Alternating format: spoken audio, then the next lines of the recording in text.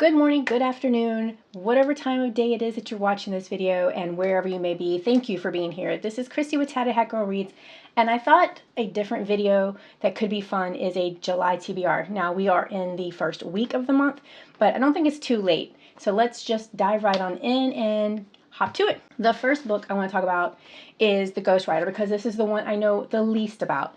And basically it's a writer that is trying to reach out to his idol and get better and more proficient at his writing, but some things happen along the way that really do throw him off. I found it kind of fascinating because this one seems to be another potentially historical twist to it, but we're going to leave it at that. That's the only piece of it that I think I might understand. But I really just picked it up because of the cover looked kind of cool in an isolated farmhouse kind of way, and I just thought that was really cool. If you've read that, put some non-spoiler information below about this book on what you thought of it. But yeah, that's the one I know the least about. I'm excited for it, but I'm a little nervous. The next one, I still know very little of it, but I've been intrigued by it for a few times that I've seen it. If Cats Disappeared from the World, and I don't know why, but I'm on this, I guess you'd say, fiction kind of kick, whimsical, things that are thought-provoking and dig deeper, and I think both of these books are going to do that. But this one's been translated, it's an international bestseller. Basically, the lead character ends up with a diagnosis of cancer, going to basically only have at best 6 months, probably only a week left, and some things happen along the way of trying to click off that bucket list in this time frame. I think this one's going to be emotional. I really do. But I'm very here for it. I'm very excited. The next two books are books that are kind of not fair, but it's because we are already in the month of July for a week, so I've already hit these.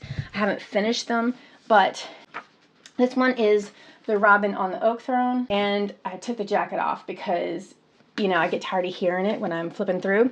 I am mostly audiobooking this one, but I kind of do some immersion reading too because it helps me stay on track and also keeps pushing me through the book when I feel like kind of like going off in Neverland like I do. But it has been good so far. It's Kierse and Graves, helping Kierse get her memories back that she desperately wants back. It's dealing with her parents, and she doesn't understand why her memories have been blocked. And it is, you know, her group of friends that were in the first book, running the Holly Library, and it's been a fun read. This one, I will say, is I would give this one a 5 peppers on spicy.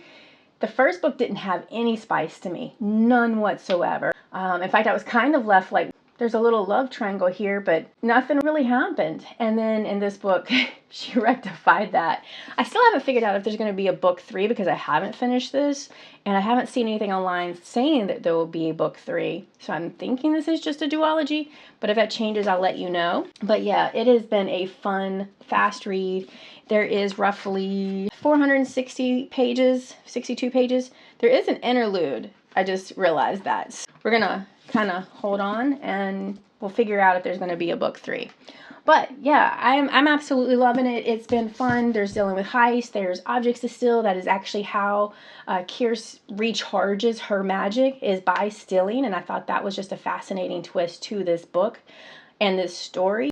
The friends that she makes along the way, there is a love triangle. And again, this one is a 5 pepper spicy. The verbiage, the language are very strong if you don't like that sort of thing. But it has this magical, whimsical way. There's this other person I'm talking to that has been reading it and feels like it's been okay with skipping the spicy scene. So you could do that. It hasn't bothered me too much, except for I would love to know some comments in below. Have you ever listened to an audiobook that hits a spice scene when you're somewhere that's so uncomfortable? Do you turn the audiobook off or do you keep letting it play? Even when I'm just doing housework, it's like, well, this is quite spicy for vacuuming, but okay. Book 2 of what I'm already currently reading is the Yumi and the Nightmare Painter. I loved this one from the beginning. It is book 3 of the Cosmere for the special project that Brandon Sanderson was working on. And I am gonna say this, since I don't think this one's really a spoiler because it's literally on the jacket, and I actually just realized that because I don't typically read summaries very often because I want to be surprised.